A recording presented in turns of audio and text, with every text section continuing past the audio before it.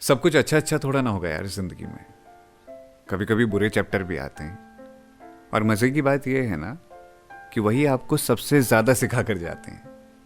यहाँ मौसम एक जैसे नहीं रहते यार। तुम जिंदगी से कहाँ उम्मीद कर रहे हो। हेलो हाय, मेरा नाम पंकज जीना है और रिश्ते का तीसरा एपिसोड शुरू हो चुका है।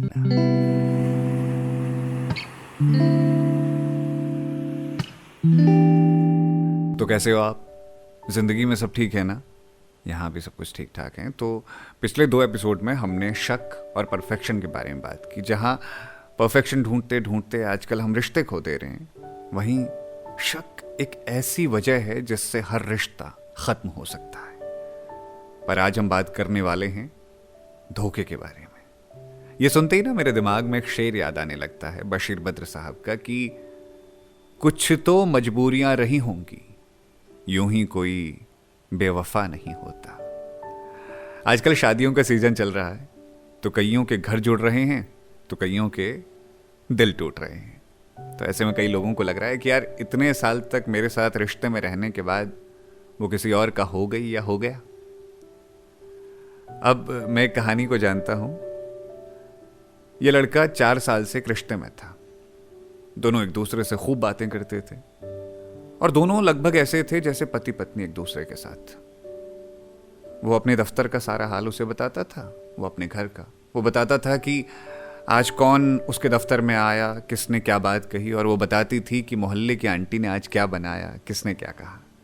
दोनों का बातचीतों का सिलसिला सब कुछ अच्छा चल रहा था।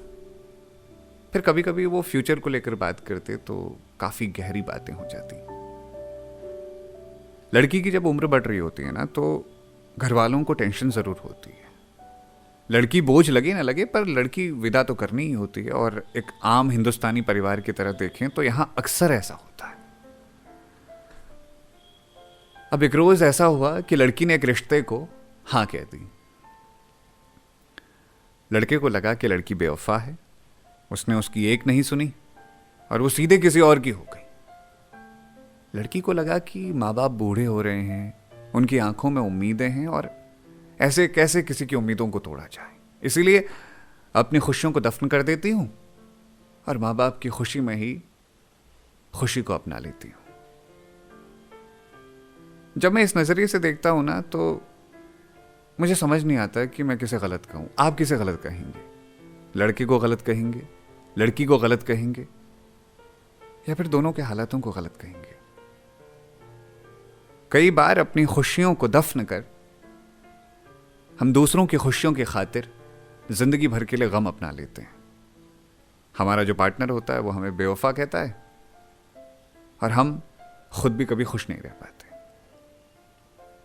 अब ये तो बात हो गई उन 2 लोगों की जिनको किसी दूसरी वजह से एक दूसरे से अलग होना पड़ा। पर वो लोग जो एक रिश्ते में होते हुए 2-3 रिश्ते एक साथ चला रहे हैं, मल्टीटास्किंग लोग हैं, नहीं, ऐसे लोगों के लिए आप क्या कहेंगे? मुझे लगता है ऐसे लोग ना व्यापारी होते हैं। ये कभी किसी एक के हो ही नहीं सकते। वो गाना है ना कि जो भी प्यार से मिला हम उसी के हो गए, ये वैसे ही कुछ है। और जो सबका होता है ना, वो किसी का नहीं होता। ऐसे लोगों से अगर आपको धोखा मिलता है ना, तो बस आप इतना सोचिए कि आपने क्या अपना बेस्ट किया था, और अगर नहीं भी किया था तब भी कोई गिल्ट वाली बात नहीं है, क्योंकि ऐसे लोगों से आपको धोखा मिला है तो उसे सबक की तरह याद रखिए, पर उसे लेकर टूटिए मत। कई बार लोग प्यार के बिछड़ जाने के बाद सालों साल गमों में रहते हैं और सोचते हैं कि यार क्या जिंदगी हो गई है, क्या गम चल रहे हैं। मेरी जान, जो वक्त बीत गया वो वापस तो नहीं आ सकता, लेकिन जो है उसके साथ आप आगे तो बढ़ सकते हैं। फिलहाल मोहब्बत में धोखे की बात, यानी रिश्तों में धोखे की बात तो यहां पर पूरी होती है, लेकिन अगले एपिसोड में हम लेकर के आएंगे इनसिक्योरिटी से जुड़ी हुई बातें। आजकल हम एक दूसरे पर भरोसा बहुत कम करते हैं, इस बारे में बात होगी। और अगर आप कुछ कहना चाहते हैं, कुछ शेयर करना चाहते हैं, तो कहानी वाला लड़का 9@gmail.com ये मेरी मेल आईडी है। यहां पर आप ईमेल कर सकते हैं। दिल की कोई बात है आप मुझे बता सकते हैं। और हां, एक जरूरी बात, इस चैनल को शेयर कीजिए, लाइक कीजिए, सब्सक्राइब कीजिए, और हो सकता है आपके शेयर करने से किसी जरूरतमंद तक ये बातें पहुंच सकें और शायद उसे भी थोड़ा सा अपने हिस्से का सुकून मिल जाए। मोहब्बत देने के लिए शुक्रिया। प्यार करते रहिए।